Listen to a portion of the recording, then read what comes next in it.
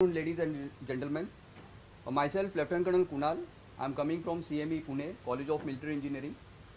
I am here to give you a talk on the latest trends in the impact of the material, impact of the absorption and the materials pertaining to that thing. Though the talk is only for 10 odd minutes, I'll be covering more or less Just a minute, sir. the latest materials which we in the CME we are into various trends and where the various research and development which we are doing it in the CME.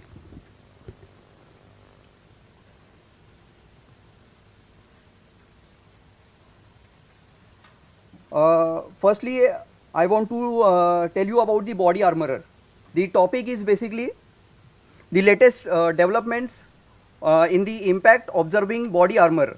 Now, body armor, if any of the army person over here, he can understand what is a body armorer. Body armorer, you can say it is a kind of BPJ, that is the bulletproof jacket which a soldier wears during a war. Now, the documented history and hence the application of body armor takes us back to the Roman Empire. Since then, there have been time to time development with respect to the armorer material and the design aspects.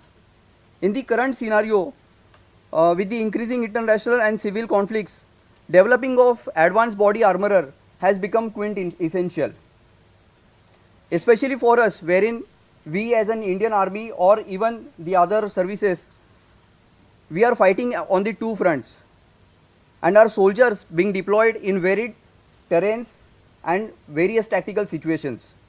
And so the design or the concept of the advanced body armorer becomes very important for us.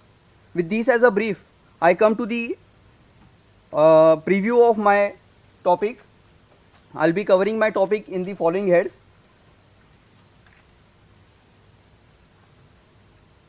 Presently, the body armorer consists of comparatively a thinner section of soft body armorer, and there is a hard body armorer.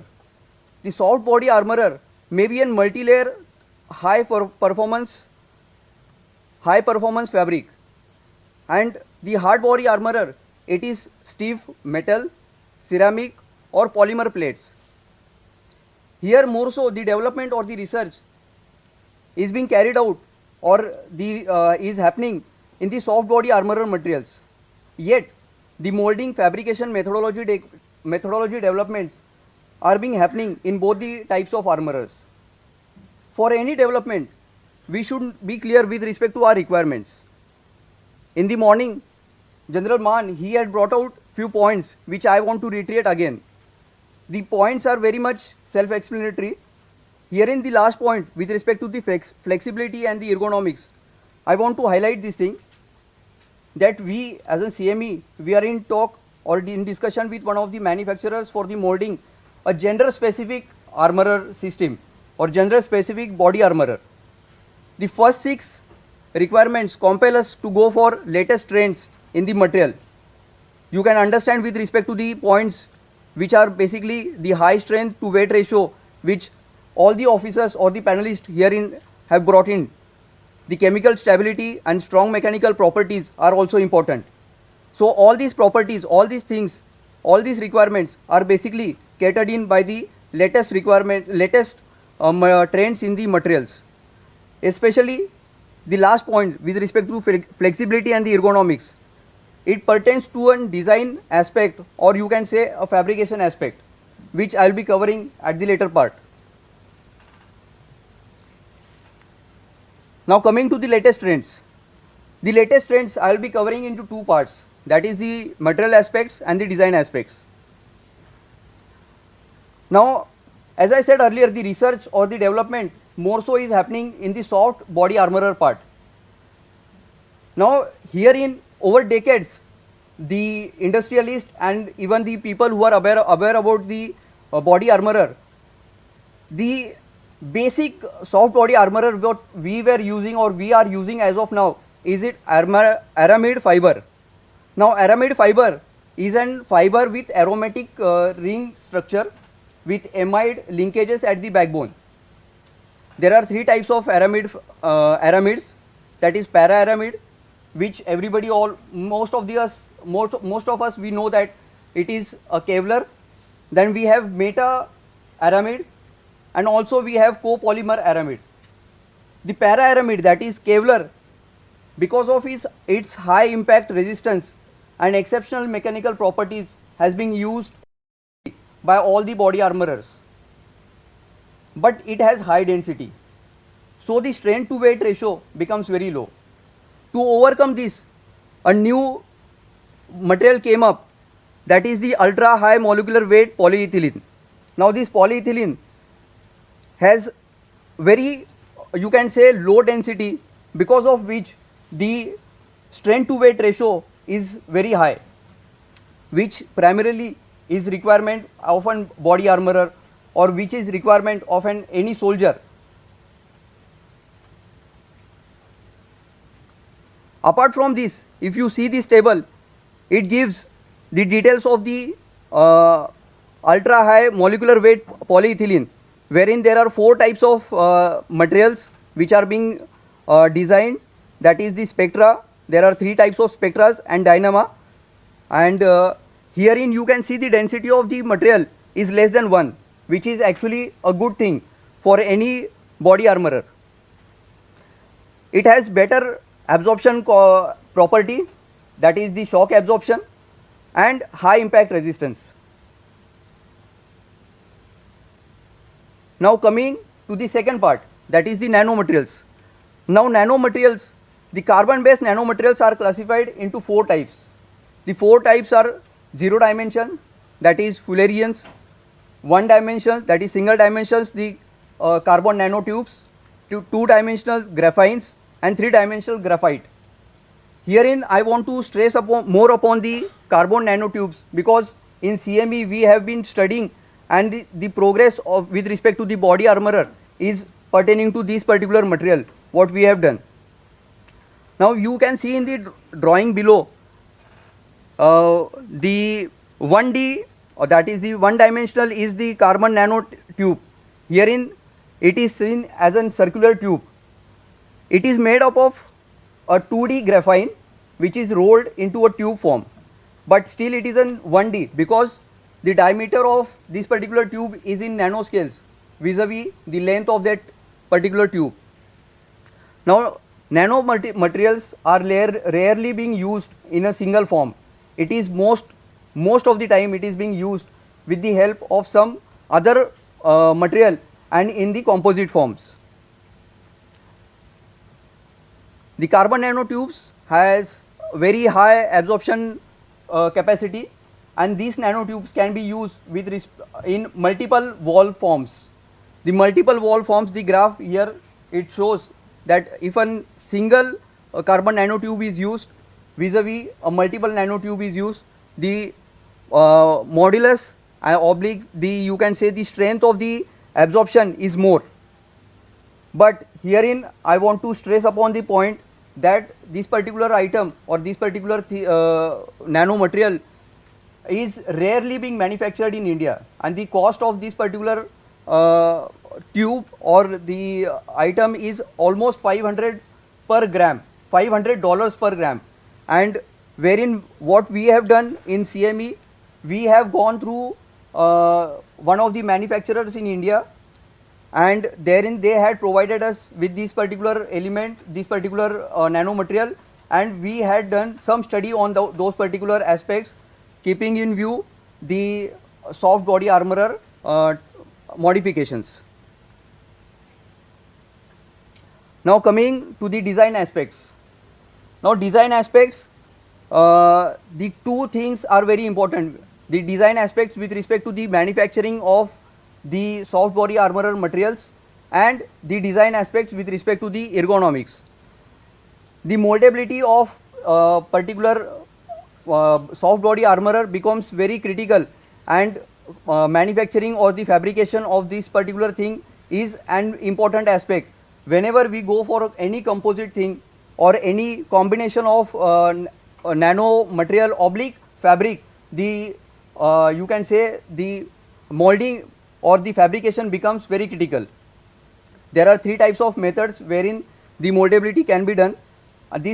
Of these three methods, the last method, that is the vacuum assisted resin transfer molding, is being mostly used in India.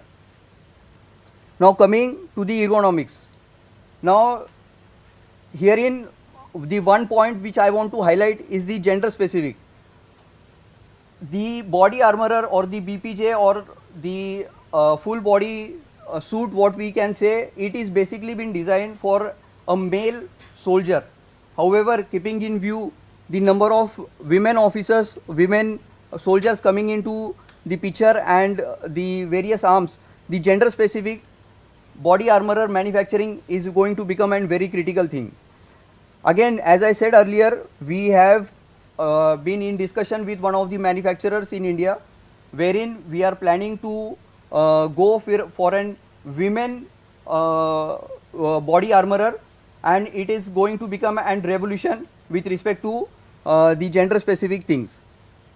Again, keeping in view the increased battle loads, you can say the kind of the things which a soldier carries as of now in today's scenario, the things are very much more, you can say, kind of keeping in view the weight and the other aspects, the communication systems, the batteries which he has to carry, all those things should cater in the design of the body armorer. Again, as I said, the Indian anatomy, whatever body armorer we are having holding as of now, they are all procured from the outside. They are all imported. The imported materials are being manufactured by the foreign companies with respect to their own soldiers, keeping in view their own soldiers. However, keeping in view our Indian anatomy of a soldier, a Gorkhali soldier has a short height, whereas you can say a Jat shoulder or soldier or Sikh soldier, he is taller in height. So the composition or the body structure of the individuals, it becomes a very important thing when we do the design aspect of a body armor. Herein, sir, I just want to highlight one point, that CME is an CAT establishment. We are here, we impart a technical training as well as the combat engineering training to the officers, the NCOs, JCOs, not only from the Indian Army but also from the other arms and the foreign countries. But since last 2 years, we are into the R&D of various military application based problem statements, wherein we are taking out some problems and trying to solve those problems, keeping in view the infrastructure what we are holding in CME. There were n number of initiatives which CME has taken, but to highlight a couple of them, we have designed a Sarvatra Kavach. It is a full body armorer, wherein the total weight of the full body armorer, it is coming almost 14.5 kg, which is you can say slightly more than a BPJ. The BPJ only torso, the weight of the torso was 10.5 kg. Herein the entire full body armorer is coming with 14.5 kg. And just to highlight one thing, the soft body armorer what we have used here is Dyneema fiber, which I had highlighted previously. It was customized, as well as the CNT and twisted fibers of high module polyethylene were used.